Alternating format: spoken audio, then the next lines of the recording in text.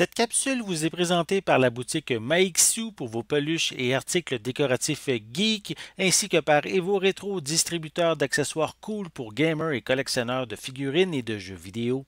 Et bonjour, ici Sébastien, j'espère que ça va bien aujourd'hui. Je suis vraiment content. Je vous parle de la tablette numérique, la Galaxy Tab S6 Lite, je suis bien content. Merci à Samsung pour la tablette. Ça m'a permis de faire le test que je vais vous parler durant cette capsule. Donc, une tablette numérique, voilà, qui fonctionne sous Android, donc une tablette ici de 10,4 pouces qui est compatible avec le stylet S Pen de Galaxy, de Samsung plutôt, je veux dire, qui possède également une capacité de stockage de 64 GB ou 128 GB, tout dépendant du modèle qu'on décide de se procurer.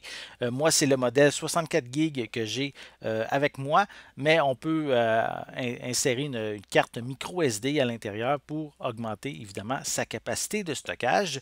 Il possède une batterie de 740 mAh qui, selon les promesses, les spécifications de Samsung, qui permet d'avoir jusqu'à 13 heures de lecture vidéo. Et après mes tests, je suis quand même assez satisfait et je crois même que la tablette tient ses promesses côté durabilité, côté la pile. Donc, de ce côté-là, je suis vraiment bien content de sa durée de vie. Pour son poids, c'est de 465 grammes. Donc ici, c'est une tablette. Personnellement, je découvre en même temps l'univers d'Android grâce à cette tablette-là.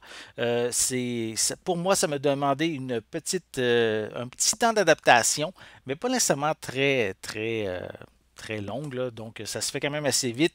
Je découvre assez facilement la navigation et aussi de son utilisation qui se passe assez bien. C'est assez tout se fait en toute simplicité même. Au début, Samsung m'a proposé d'essayer la Galaxy Tab S7, mais j'ai opté pour le modèle S6 Lite afin d'axer mon test sur le côté divertissement de la tablette et surtout que ce modèle-là, le S6 Lite, n'a pas les options de productivité.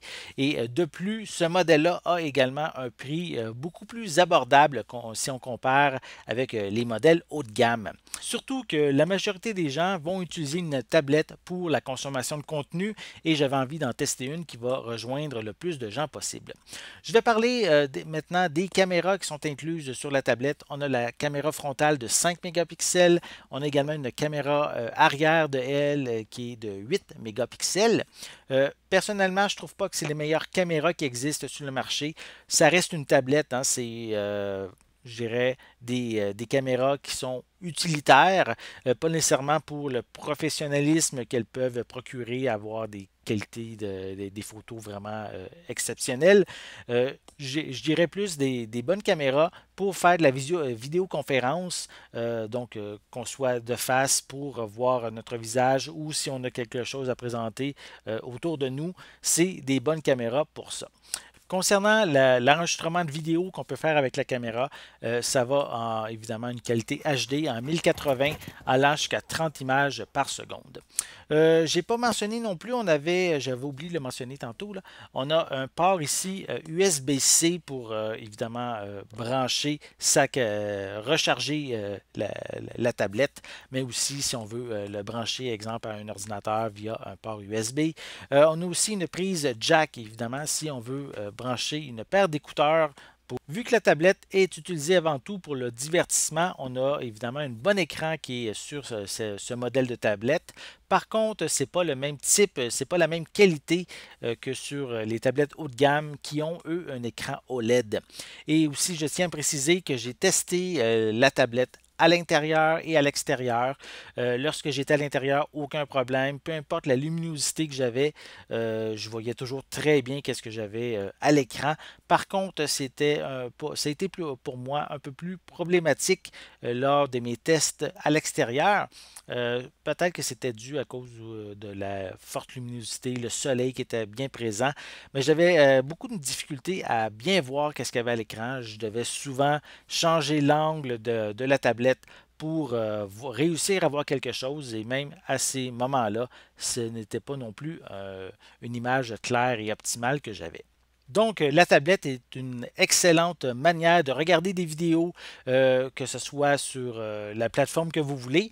Donc, ça reste toujours fluide, la navigation est simple, elle est rapide et en plus, elle utilise l'interface de Samsung qu'on appelle le One UI, qui est vraiment simple à découvrir, rapide également et efficace à bien comprendre. Pour ça, je suis vraiment bien satisfait. De plus, la tablette vient avec un stylet, le S Pen, que j'ai parlé un peu plus tôt. Donc, un crayon qu'on peut utiliser pour naviguer facilement, pour sélectionner différentes choses aussi à l'écran.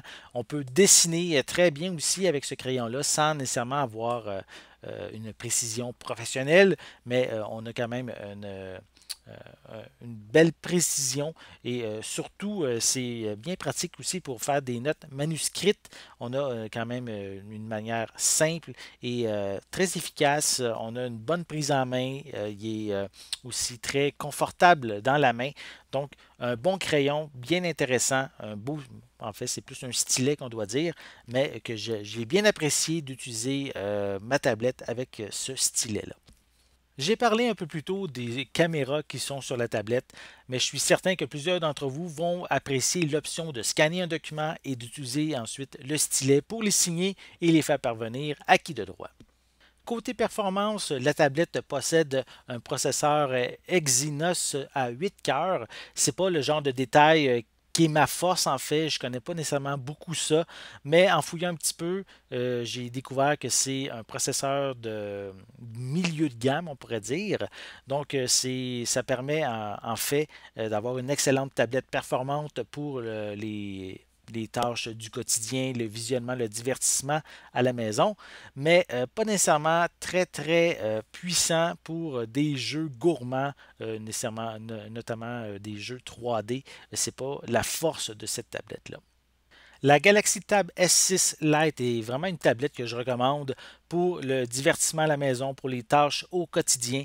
Si vous recherchez plus de puissance, c'est évidemment des tablettes de type S6 ou S7 que je vous recommande. Par contre, ce type de tablette demande un budget supplémentaire si vous voulez vous en procurer une. J'espère que vous avez aimé cette vidéo. Si c'est le cas, n'hésitez pas à mettre un pouce en l'air, à laisser des commentaires. Dites-moi justement, est-ce que vous aimez les tablettes Galaxy Tab? Est-ce que vous en possédez une? Qu'est-ce que vous en pensez? Est-ce que vous l'aimez? Donc, laissez-moi vos commentaires en dessous de la vidéo. N'oubliez pas non plus de vous abonner à ma chaîne afin de rester à l'affût de mes prochaines capsules. En attendant, je vous souhaite une bonne journée, une bonne soirée et je vais être de retour très bientôt. À la prochaine!